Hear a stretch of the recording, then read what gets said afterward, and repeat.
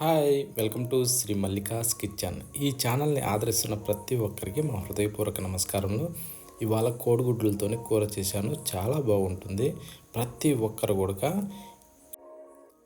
ఈ టిప్స్ వాడి ఈ విధంగా చేసుకుంటే సూపర్గా ఉంటుంది, మంచి రుచిగా ఉంటుంది. దేంట్లోకైనా సరే, అన్నం, రొట్టి, చపాతి దేంట్లోకైనా సరే పర్ఫెక్ట్గా ఉంటుంది.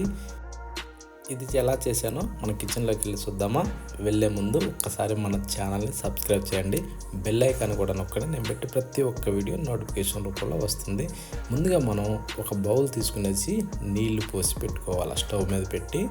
ఇప్పుడు కోడిగుడ్లు ఏంటంటే మెల్లిమెల్లిగా అందులో పెట్టుకోవాలి. నేనైతే ఒక 5 గుడ్లు తీసుకున్నా, మీరు ఎక్కువ తక్కువ కావాలని తీసుకోవచ్చు. అందులో ఒక స్పూన్ సాల్ట్ వేసి మూత పెట్టి దాదాపు 10 నిమిషాల సేపు అయితే దీన్ని బాగా ఉడకనివ్వాలి. మంట హైలో పెట్టి చూడండి. ఈ టైప్లో మనకిది ఉడికింది ఎలా తెలుస్తుంది అంటే, ఈ కోడిగుడ్ల మీద ఏంటంటే చిన్నగా క్రాకులు వస్తాయి. ఆ క్రాకులను బట్టి మనం అర్థం చేసుకోవాలి ఉడికిపోయిన కోడిగుడ్లు అని. ఆ వేడి నీళ్ళు తీసేసి మళ్ళీ సన్నీళ్ళు పోసుకునేసి ఇప్పుడు మీద ఉన్న పొక్కు మొత్తం తీసేసుకుందాం. ఈ విధంగా చేసుకుంటే ఏంటంటే వేడి తగలకుండా సన్నీళ్ళలో చల్లగా ఉంటుంది కాబట్టి పొక్కు సింపుల్గా వచ్చేస్తుంది. ఈ విధంగా పొక్కు తీసి పెట్టుకున్నాక అన్నింటినీ తీసి పక్కన పెట్టేసుకునేసి ఇప్పుడు మనం ఏం చేస్తామంటే ఒక చిన్న కత్తి తీసుకునేసి ఆ కత్తి సహాయంతో మనం లైట్గా గీట్లు పెట్టుకుందాం. ఆ గీట్లు పెట్టుకుంటే ఏంటంటే దేనికోసం అంటే మనం వేసిన కారం, మసాలా, ఉప్పు ఏదన్నా కానీ ప్రతి ఒక్కటి కూడా లోపల వరకు పోయి సూపర్ రుచి ఉంటుందన్నమాట తింటుంటే. ఇప్పుడు ఒక బౌల్లో సగం స్పూను పసుపు వేసి, ఒక స్పూను కారం, మరొక స్పూను రెడ్ చిల్లీ పౌడర్, అది కాశ్మీర్ రెడ్ చిల్లీ, ఒక స్పూను ధనియాల పౌడరు, ఒక స్పూను గరం మసాలా, అర స్పూను జీలకర్ర పౌడర్ వేసి ఇప్పుడు మనం ఏంటంటే నీళ్లు పోసుకుంటూ దీన్ని కలుపుకోవాలి. ఇప్పుడు కొద్దిగా ఫస్ట్ నీళ్లు పోసి అలా వంటలు లేకుండా చేసుకునేసి మళ్ళీ తగిన నీళ్లు పోసుకొని ఈ విధంగా కలుపుకోవాలి. ఇప్పుడు చూస్తే కొంచెం పలచగా ఉంది చూడు. మళ్ళీ ఈ విధంగా కలుపుతూ ఉంటే ఆ పొడులన్నీ పీల్చుకునేసి ఈ టైప్లో చిక్కగా వస్తుంది. దీన్ని కాసేపు అలా ఊరబెట్టుకుందాం, సూపర్గా ఉంటుంది. ఇప్పుడు స్టవ్ ఆన్ చేసి ఒక ఫ్యాన్ పెట్టుకునేసి అందులో 1 స్పూన్ మందం నూనె వేసుకునేసి దాంట్లో చిటికెడు పసుపు, కారము, ఉప్పు, ఇవి 3 సగం సగం చెంచా తీసుకుంటే సరిపోతుంది. ఈ విధంగా కాస్త అలా వేగనిచ్చి ఇప్పుడు మనం కోడిగుడ్లని అందులో వేసుకుందాం. ఉడకబెట్టి గీట్లు పెట్టుకున్న కోడిగుడ్లని అందులో వేసుకునేసి ఇట్లా మనం బాగా రోస్ట్ చేసుకోవాలి. అవి ఎట్లా అంటే మంచి కలర్ వచ్చే విధంగా చూసుకోవాలి. ఈ టైప్లో కలర్ వచ్చినాక ఇప్పుడు మనం ఏం చేద్దామంటే స్టవ్ ఆఫ్ చేసి ఈ గుడ్లన్నీ తీసి ఒక బౌల్లో వేసుకుందాం. ఇంకా ఎవరైనా మన ఛానల్ని సబ్స్క్రైబ్ చేయని వాళ్ళు ఉంటే సబ్స్క్రైబ్ చేయండి, ఒక లైక్ కూడా కొట్టండి. అదే మీరు నాకు ఇచ్చే చిన్న సపోర్ట్ చేస్తారు కదా. ఇప్పుడు మనం స్టవ్ ఆన్ చేసి ఒక బాండీ పెట్టుకునేసి అందులో ఒక గంటి మందం నూనె పోసుకోవాలి. నూనె పోసినాక దాన్ని కాస్త వేడెక్కనిచ్చి ఒక బిర్యానీ ఆకు, 1 ఇంచు చెక్క, ఒక 3 లవంగాలు, 2 యాలకులు, 1 స్పూను జీలకర్ర కూడా అందులో వేసుకున్నాం. వేసాక 2 ఎండుమిరపకాయలను అందులో వేసి కాస్త మనం వేగనివ్వాలి. కొద్దిగా వేగిన తర్వాత ఇప్పుడు మనం ఒక 3 లేదా 4 ఎర్రగడ్డల్ని సన్నగా పొడవుగా కట్ చేసి అందులో వేసుకునేసి అది సైజుని బట్టి కోసుకోండి, ఓకేనా. ఇప్పుడు మనం ఏం చేద్దామంటే దీన్ని మంచి కలర్ వచ్చే విధంగా వేగనివ్వాలి. గోల్డెన్ బ్రౌన్ ఆ కలర్ వచ్చే విధంగా మనం వేగనివ్వాలి.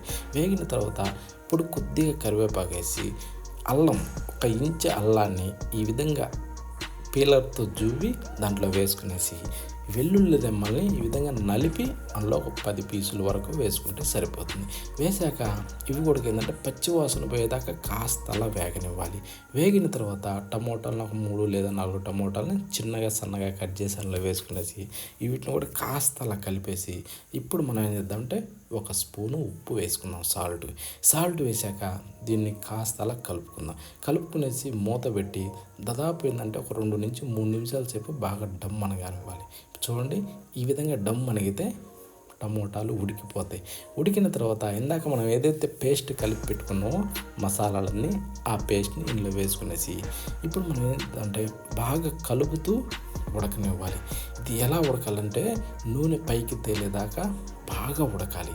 ఈ టైప్లో ఉడికితే కూరకు సూపర్ రుచి వస్తుంది అన్నట్టు. ఇది మెయిన్ పాయింట్. ఇది మాత్రం బాగా గుర్తుపెట్టుకోండి.